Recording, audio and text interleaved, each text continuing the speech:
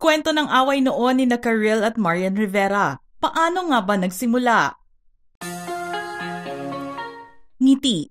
Ito ang isang bagay na pinag-usapan at naging laman ng entertainment news noong 2008 na may kinalaman sa tumitinding awayan noon ni Karel at Marian Rivera. Ang pagngiti bilang kasagutan ni Karel sa isang sensitibong paksa ang siyang naging pulutan ng mga marites noong panahong mainit ang tsismis tungkol sa mga artistang hindi na itinutuloy ang kanilang pagbubuntis. Na-issue kasi si Marian noon na nagdadalang tao, pero nabalita rin na hindi na niya ito itinuloy. Nangyari ito sa kasagsagan ng usapin ng love triangle sa pagitan ni Dingdong, Marian at Karel. Kahit nakaraan na ito at mahigit isang dekada na nga ang lumipas, hindi pa rin ito malilimutan ng mga taong tumutok sa awayang ito. Kasunod ng lumabas na balita tungkol sa paghihiwalay ni Dingdong at Karel, pinag-usapan ang mga pruwebang nagpapatunay na may namamagitan kina Marian at Dingdong habang ginagawa nila ang seryeng Marimar sa GMA7. Sinasabi noon na nakuhaan ang dalawang aktor ng litrato habang sila ay magkasamang nagpapahinga. Ang eksenang nakita, si Marian ay nakahiga sa unan na siya namang nakapatong sa hita ni Dingdong. Kaya naman patuloy ang mga spekulasyon na may relasyon na noon pa man ang dalawa. Pero nang pumutok ang balitang buntis si Marian noon, labis ang sakit na kanyang naramdaman nang malaman na hindi kumibo si Karel noong tanungin ito kung may alam siya tungkol sa issue na kinasasangkutan ng aktres. Isang ngiti lang ang iniwan nitong kasagutan. Nabigyan ito ng ibang kahulugan at ipinagpalagay na may katotohanan ang pangyayari. Nang magkaroon ng press conference para sa pelikulang Desperados 2 kung saan kasama si Marian, sa pagtatanong sa kanya tungkol sa issue, hindi napigil ng aktres na maglabas ng kanyang saloobin sa tila lumalaking usapin tungkol dito. Aniya, habang umiiyak na nagbibigay ng kanyang pahayag. Pwede naman kasi siyang sumagot ng, hindi ko alam, dahil kung ako ang tatanungin, kung may babaeng nabuntis o kung anuman, sasabihin ko na, hindi ko alam, o wala ako sa posisyon para sagutin yan.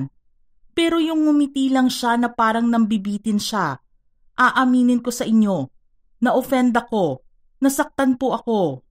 Dagdag pa ni Marian, hindi niya gagawin ang pagkakamaling magbuntis siya nang wala sa oras dahil sa dami ng blessings na nakukuha niya noong panahong iyon.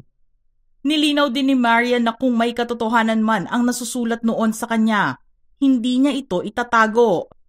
Aaminin niya ito sa publiko at sasabihin kung siya ay nagdadalang tao. Nagsimula ang lahat nang magkaroon ng live talk show interview si Karel. Sa unang ang pagkakataon ay nag-guest si Karel sa showbiz talk show na The Buzz noong December 2008. Ang layunin lamang ng nasabing guesting ay dahil sa paglipat nito mula sa pagiging kapuso ay magiging kapamilya na siya.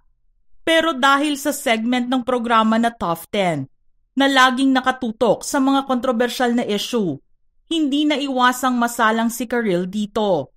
At natanong ng host na si Boy Abunda tungkol sa ex-boyfriend na si Dingdong Dantes at sa nababalita noon na relasyon nito kay Marian Rivera. Inalam ng host kung totoo bang naging faithful si Dingdong sa kanya noong mag-boyfriend-girlfriend pa sila. Sinabi naman ni Karel na naniniwala siya sa ex noon na nagsabing wala itong pagtataksil na ginawa habang nasa relasyon silang dalawa.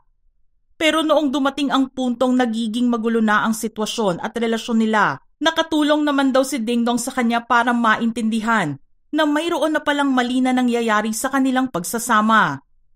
I knew something was wrong and I asked to help me out and figure it out. Hindi ko alam kung anong problema, pero nakatulong siya ng kaunti. At nang tanungin kung alam ba niya kung type ni Marian si Dingdong, sinabi niyang hindi niya kilala si Marian ng personal para sagutin niya ang tanong na iyon.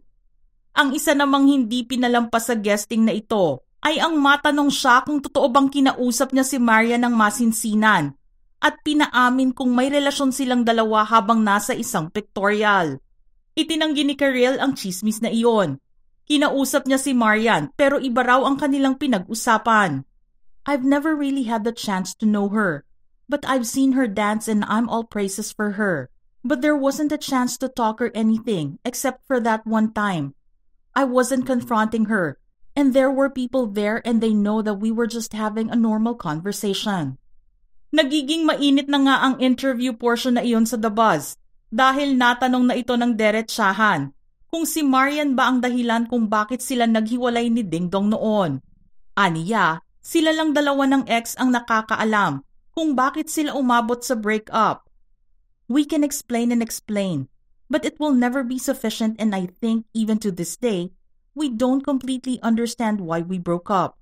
So how do you explain it to other people? Sa parte ni Karel at sa kanyang pagkakaalam, walang kinalaman si Marian sa paghihiwalay nilang dalawa ni Ding Dong. Pero dumating ang isang pinakakontrobersyal na tanong. Ito nga ay tungkol sa pagbubuntis di umano ni Marian noong panahong iyon.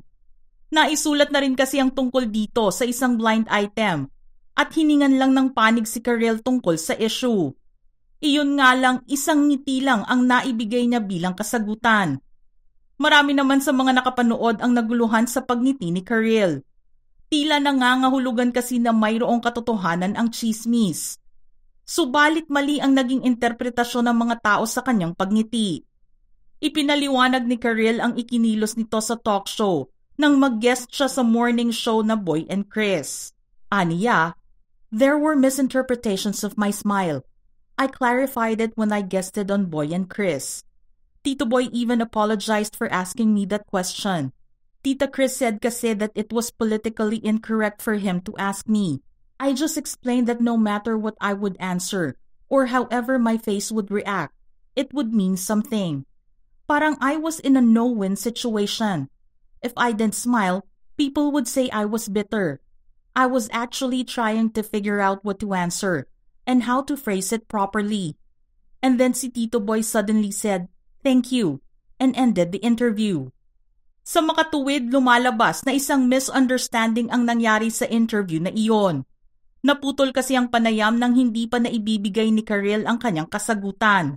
Tila naging hanging question naman ito na magbibigay ng palaisipan sa mga manonood at mas mapag-usapan sa pahayagan sa mga darating na araw matapos ang TV guesting na iyon.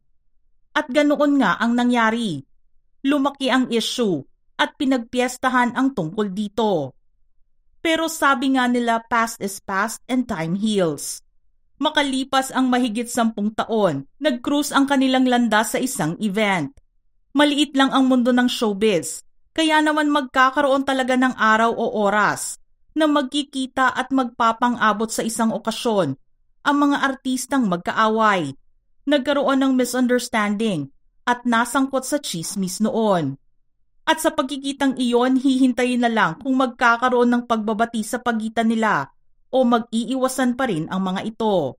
Mga ka-showbiz peeps, gusto naming marinig ang inyong reaksyon sa istoryang ito. Send in your thoughts in the comments section below.